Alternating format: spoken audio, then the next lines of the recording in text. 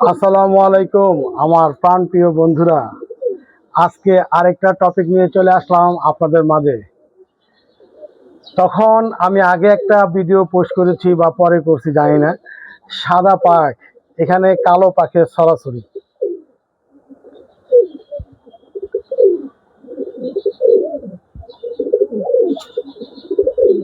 দম। আসুন আজকে কবুতরের খুব গুরুত্বপূর্ণ একটা ইম্পর্টেন্ট সাবজেক্ট নিয়ে আমি কথা বলবো। আপনারা হয়তো সবাই জানেন, অনেকে জেনেও ভুল করেন। সবচেয়ে মূল্যবান সাবজেক্ট যারা কবুতর উড়ান আর কবুতর উড়িয়ে যারা সবচেয়ে বড় ভুল করেন, তখনই দুঃখ লাগে মনে যে এখন কবুতর নেমে আসে, ওড়ে না, কিছুক্ষণের মধ্যে নেমে আসে। কেন কবুতর এরকম করে? অনেক ক্ষেত্রে আপনারা বোঝার চেষ্টাও করেন না প্রিয় ভাই। কবুতর যখন উড়াবেন সব দিক চিন্তা ভাবনা করে উড়াবেন। আর কবুতরের পুরো ব্যাপারটা আপনার বেঁধে রাখবেন যে আমার এই কবুতরটা আজকে এই অবস্থায় আছে, উড়াইতেছি, কেন নেমে যায় বা কেন ওড়ে, তাহলেই তো ধরা খেয়ে যায়। আমরা অনেকেই ভুল একটা সিদ্ধান্ত নিয়ে, ভুল একটা ধারণা নিয়ে কবুতর উড়াই।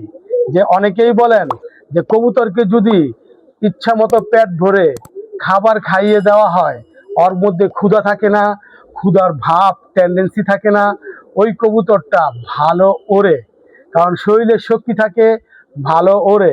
আসলে এমনটা না প্রিয় ভাই। আপনারা জেনে খুশি হবেন যে যারা এই ধরনের চিন্তা করে তারা কবুতর উড়াতে পারে না, আর যাদের চিন্তার ভাবনাটা আলাদা তারাই কবুতর উড়িয়ে সাকসেস। চিন্তা ভাবনা আলাদা আবার কি জিনিস। কবুতরের চোখ দেখেন, আমার কবুতর ম্যাক্সিমামই হোয়াইট থাকে, টেডির মতন থাকে, রাজকীয় একটা ভাবে থাকে আমার টেডি। তো যেই কথাটা বলছিলাম সেই কথা থেকে অনেক দূরে চলে আসছি। জানি না ভিডিওটা রেকর্ড হচ্ছে কিনা, তারপরও আমি বলতেছি। আপনারা মনে রাখবেন, কবুতর যখন উড়ানের পরে ৫-৭ ঘন্টা উড়েও নেমে যায়, কখনো ১-১.৫ ঘন্টা পর নেমে যায়। কবুতর ভালো উড়া কবুতরটা কেন নেমে যায় এটা মনে রাখবেন। বারবার বলতেছি, কবুতরের পেটের মধ্যে এই জায়গায় যদি একটা দানাও থাকে, অনেক টিপে চলে গেছে, যদি একটা দানাও থাকে কবুতরের মধ্যে, সেই কবুতরটা ডাইরেক্ট নিচে নেমে আসবে। কারণ ও পারফরমেন্স করতে চাইছে, উঠতে চাইছে, সুযোগ পাইছে, কিন্তু ও উড়বে না। ওর পেটের মধ্যে দানা হজম হয় নাই, ওর একটা শক্তি ক্ষয় হয়ে যাচ্ছে। আবার কিছুক্ষণ পর পর ড্রপিং করছে, ড্রপিং করলে ওর শক্তিটা কমে যায়।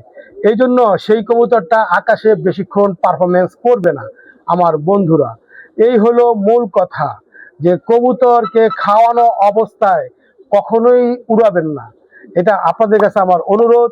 আর যারা আমার কবুতর পালেন, আমার গাইডলাইন মেনে যদি আপনারা কাজ করতে পারেন, কবুতর উড়িয়ে সাকসেস হবেন, কবুতর উড়িয়ে ফেমাস হবেন।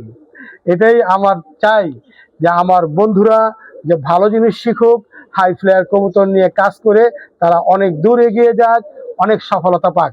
যারা নতুন আছেন চ্যানেলটাকে সাবস্ক্রাইব করে দিবেন, আর যারা পুরাতন আছেন অবশ্যই চ্যানেলটাকে ভালোবেসে লাইক কমেন্ট শেয়ার করে দিবেন।